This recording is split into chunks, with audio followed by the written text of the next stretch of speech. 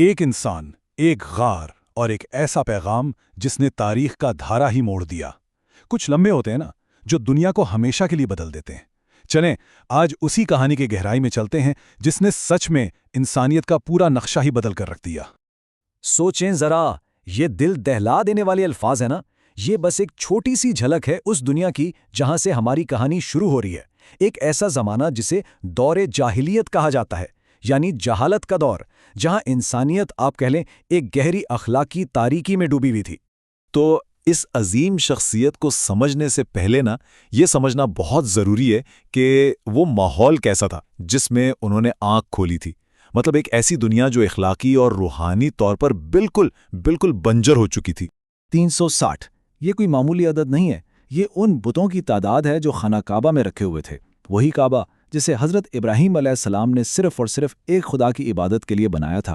اور کمال کی بات یہ کہ لوگ کہتے تھے کہ ہم ان کی عبادت اس لیے نہیں کرتے کہ یہ خدا ہیں، بلکہ یہ تو بس ہمیں اللہ کے قریب کرنے کا ذریعہ ہیں۔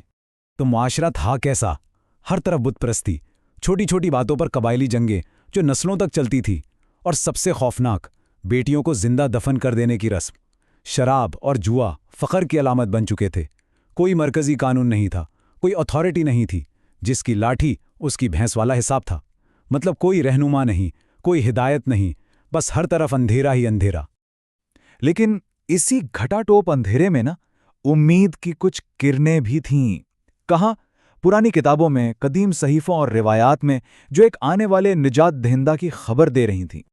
دیکھیں، تاریخ ہمیں یہ بتاتی ہے کہ ہر قوم کی طرف کوئی نہ کوئی پیغمبر بھیجا گیا۔ حضرت نوح علیہ السلام سے لے کر حضرت ابراہیم علیہ السلام، حضرت موسیٰ علیہ السلام اور پھر حضرت عیسیٰ علیہ السلام تک، سب کا پیغام ایک ہی تھا، ایک خدا کی عبادت۔ اور ہر ایک نے ایک آخری نبی کی آمد کی خوشخبری بھی دی، جو آ کر اس سلسلے کو مکمل کریں گے۔ اور یہاں ایک بہت دلچسپ بات ہے، صرف ایک جگہ نہیں بلکہ مختلف مذہبی کتابوں میں ایسے اشارے ملتے ہیں جو صاف صاف عرب سے ایک نبی کی آمد کی طرف اشارہ کرتے ہیں۔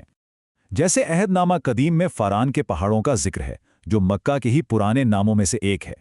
ہندو صحیفوں میں نرشنز نامی شخصیت کا ذکر ہے، جس کا مطلب ہے قابل تعریف، اور جو اونٹ پر سواری کریں گے۔ نرشنز کا عربی ترجمہ جانتے ہیں کیا ہے؟ محمد۔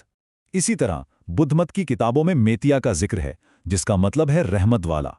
تو اب آتے ہیں اپنی کہانی کے مرکزی کردار کی طرف، حضرت محمد صلی اللہ علیہ وآلہ وسلم۔ لیکن ٹھہریں، ان کی نبوت کے اعلان سے بھی بہت پہلے آئیے ذرا ان کے اس کردار پر نظر ڈالتے ہیں جو جوانی میں ہی سورج کی طرح چمک رہا تھا۔ ان کی زندگی کی شروعات آسان نہیں تھی۔ پیدائش سے پہلے والد کا سایہ سر سے اٹھ گیا۔ 6 سال کی عمر میں والدہ بھی چلی گئیں، اور 8 سال کی عمر میں دادا بھی، جو ان کے سرپرست تھے۔ پھر چچا ابو طالب نے ان کی پرورش کی۔ اتنی مشکلات کے باوجود بچپن سے ہی ان میں ایک عجیب سی ہمدردی تھی، اتنی کہ ان کے چچا ابو طالب بھی کہتے تھے کہ خدا کی قسم یہ بچہ بالکل الگ ہے، اس میں ایک ایسی نرمی ہے جو کسی اور میں نظر نہیں آتی۔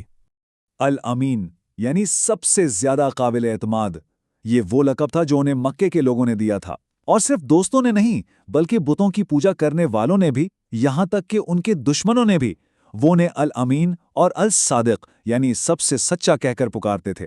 سوچئے، یہ گواہی ان کی نبوت کے اعلان سے بھی پہلے کی ہیں۔ اور ان کی حکمت کی ایک مثال یہ حجر اسود والا واقعہ ہے۔ جب کعبہ کی تعمیر نو ہو رہی تھی تو ہر قبیلہ چاہتا تھا کہ حجر اسود کو اس کی جگہ پر رکھنے کا اعزاز اسے ملے۔ بات اتنی بڑھی کہ تلواریں نکل آئیں۔ بس جنگ ہونے ہی والی تھی کہ سب نے فیصلہ کیا کہ ٹھیک ہے، کل صبح جو سب سے پہلے کعبہ میں داخل ہوگا وہی فیصلہ کرے گا۔ اور وہ شخص کون تھے؟ محمد الامین۔ انہوں نے کیا کیا؟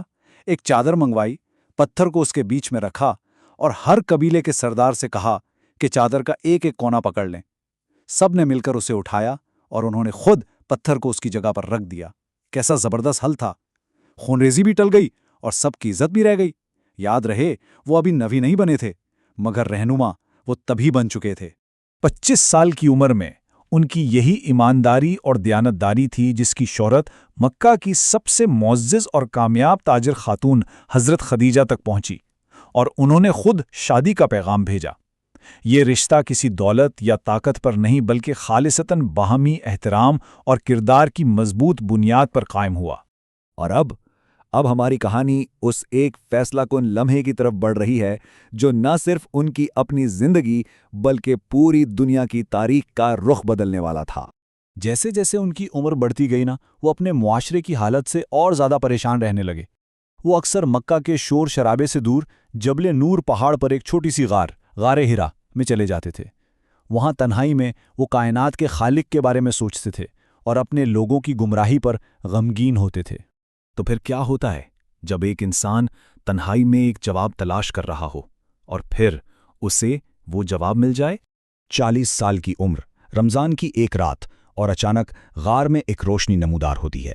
فرشتہ جبرائیل اللہ کا پہلا پیغام لے کر آتے ہیں، پڑھو اپنے رب کے نام سے جس نے پیدا کیا، انسان کو جمے ہوئے خون سے پیدا کیا۔ پڑھو اور تمہارا رب سب سے زیادہ کریم ہے، جس نے قلم کے ذریعے سکھایا، انسان کو وہ سکھایا جو وہ نہیں جانتا تھا۔ یہ تھے وہ پہلے الفاظ، اسلام کا آغاز، ایک ایسا پیغام جس کی شروعات ہی پڑھنے یعنی علم کے حکم سے ہوئی۔ تو اس عظیم زندگی بدل دینے والے لمحے کے بعد کیا ہوا؟ آئیے دیکھتے ہیں کہ ایمان کی یہ پہلی کرن سب سے پہلے کن دلوں پر پڑی۔ اس تجربے سے وہ لرز گئے، سیدھا گھر بھاگے اپنی بیوی حضرت خدیجہ کے پاس اور ان سے کہا، مجھے کمبل اڑا دو۔ یہ ایک بالکل فطری انسانی رد عمل تھا۔ وہ خوفزدہ تھے، پریشان تھے، آخر ایک ایسے تجربے سے گزرے تھے جو کسی بھی انسان کے لیے ناقابل تصور ہے۔ اور یہاں حضرت خدیجہ کا کردار سامنے آتا ہے۔ انہوں نے تسلی دیتے ہوئے جو کہا وہ تاریخ میں سنہرے حروف سے لکھا گیا ہے۔ انہوں نے کہا، اللہ آپ کو کبھی رسوا نہیں کرے گا۔ آپ تو رشتہ داروں سے اچھا سلوک کرتے ہیں، غریبوں کی مدد کرتے ہیں، مہمانوں کی خدمت کرتے ہیں، اور جو مستحق ہیں ان کا ساتھ دیتے ہیں۔ انہوں نے کسی معجزے کی بات نہیں کی بلکہ اپنے شوہر کے کردار کی گواہی دی۔ ان کے یہ الفاظ ان کی 40 سالہ زندگی کی گواہی تھے، وہی الامین جس پر وہ ہمیشہ سے بھروسہ کرتی آئی تھیں۔ اس کے بعد حضرت خدیجہ انہیں اپنے کزن ورقہ بن نوفل کے پاس لے گئیں۔ ورقہ پرانی آسمانی کتابوں کا علم رکھتے تھے۔ انہوں نے سارا واقعہ سنا اور فوراً پہچان لیا کہ یہ کوئی عام واقعہ نہیں ہے۔ انہوں نے تصدیق کی کہ یہ وہی فرشتہ ہے جو حضرت موسیٰ علیہ السلام کے پاس بھی آیا تھا، اور یہ کہ یہ نبوت کا آغاز ہے۔ اور بس یوں ایمان لانے والوں کا پہلا بہت چھوٹا سا قافلہ تیار ہو گیا۔ سب سے پہلے کون؟ ان کی اپنی بیوی حضرت خدیجہ، جو ایمان لانے والی پہلی شخصیت بنی۔ پھر ان کے گھر میں رہنے والے ان کے 10 سالہ کزن حضرت علی، ان کے آزاد کردہ غلام حضرت زید، اور پھر ان کے سب سے قریبی دوست حضرت ابو بکر۔ اور حضرت ابو بکر کا ایمان لانا نا، وہ اس پوری کہانی کا جیسے نچوڑ ہے۔ جب انہوں نے یہ خبر سنی تو ایک لمحے کے لیے بھی نہیں ہچکچائے، کوئی آسمانی نشانی نہیں مانگی، کوئی دلیل طلب نہیں کی۔ کیوں؟ کیونکہ 40 سال کی دوستی اور محمد صلی اللہ علیہ وسلم کا بے داغ کردار، وہی الامین کا لقب، ان کے لیے سب سے بڑا ثبوت تھا، سب سے بڑا معجزہ تھا۔ ایک شخص، اس کی بیوی، ایک بچہ اور ایک دوست، بس یہ کہانی ہمیں یاد دلاتی ہے کہ دنیا کی سب سے بڑی تحریکیں اکثر کتنی خاموشی سے، کتنے چھوٹے پیمانے پر شروع ہوتی ہیں۔ سوال یہ ہے کہ یہ چھوٹا سا حلقہ ایک عالمی عقیدے کو کیسے جنم دے سکتا تھا؟ یہ تو اس ناقابل یقین سفر کی صرف شروعات تھی۔